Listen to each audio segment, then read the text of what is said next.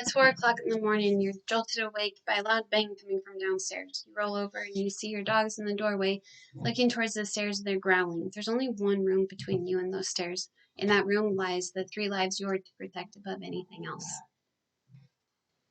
As you're laying there, again you hear bang, bang. The door begins to rattle, and you know in that moment that someone's trying to break in.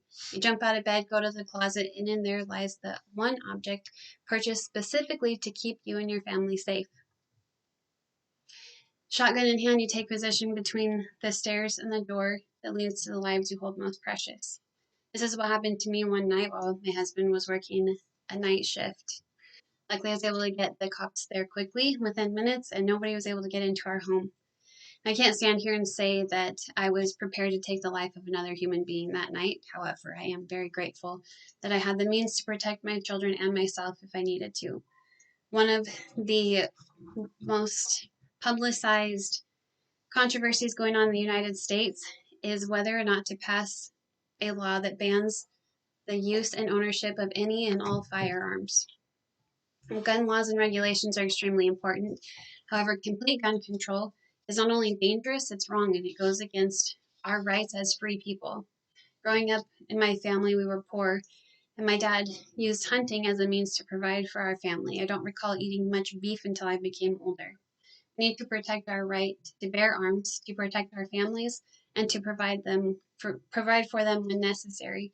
Taking away our guns doesn't solve anything. It's been tried and it doesn't work.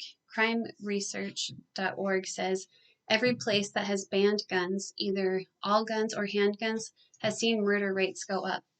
The awful truth is that sometimes firearms are used in these tragic events we call mass shootings. Lives have been lost, futures altered, and hearts are broken.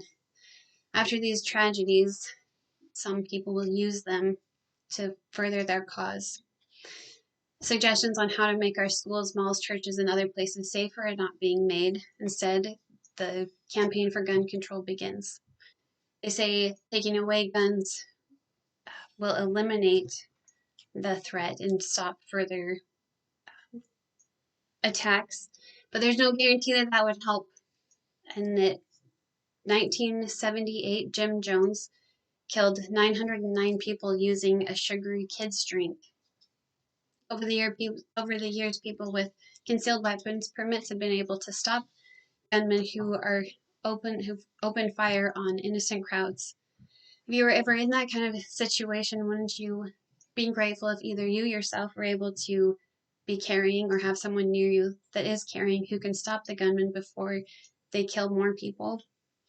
I know I would. What if it was you or one of your family members that's saved because of it?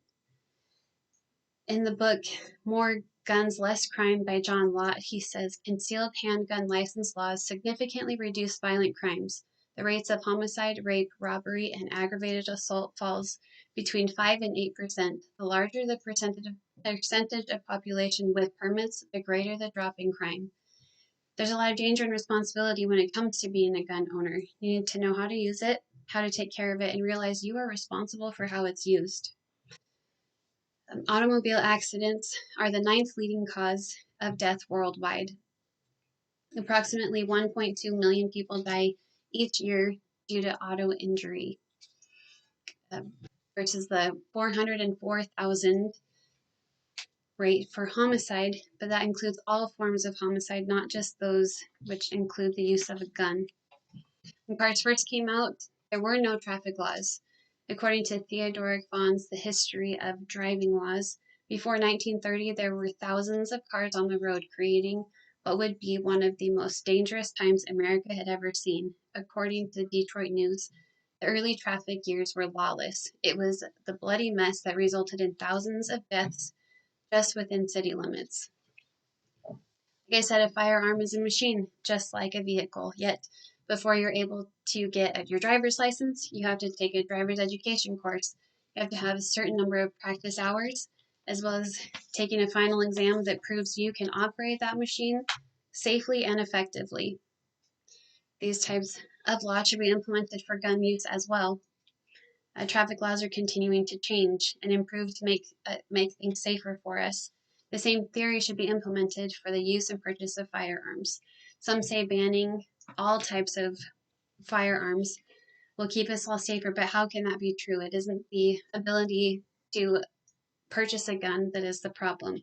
The first recorded use of a firearm was in 1364.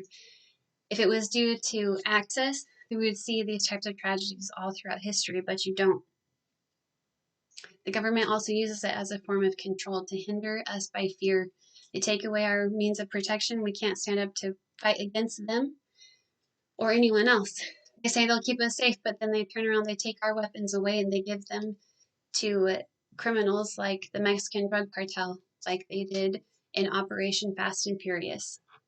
With or without gun control, crimes are still going to be committed with guns. They're still going to be used to harm people. Total control only takes the right to bear arms away from us, but it will never disarm the criminals. And it just leaves us, those of us that use them properly, vulnerable and unprotected. A firearm is only as dangerous as the hands holding it and the minds of the person controlling it. There's good and bad to all things in life. Some people say that those who are against gun control have never experienced anything personal in a negative way that involve a firearm. However, I can say from personal experience, when a tragedy happened within our family by the use of a gun, that it didn't change the way any of us felt about gun control. It was 3 o'clock in the morning, November 3rd, 2012. I got a phone call from my dad. He said 3 words I never thought I would hear. Grandpa shot himself. At first, I was questioning him. This couldn't be true. But it was. He said, Jacqueline, I need you to listen to me. Grandpa's dead, and he took his own life.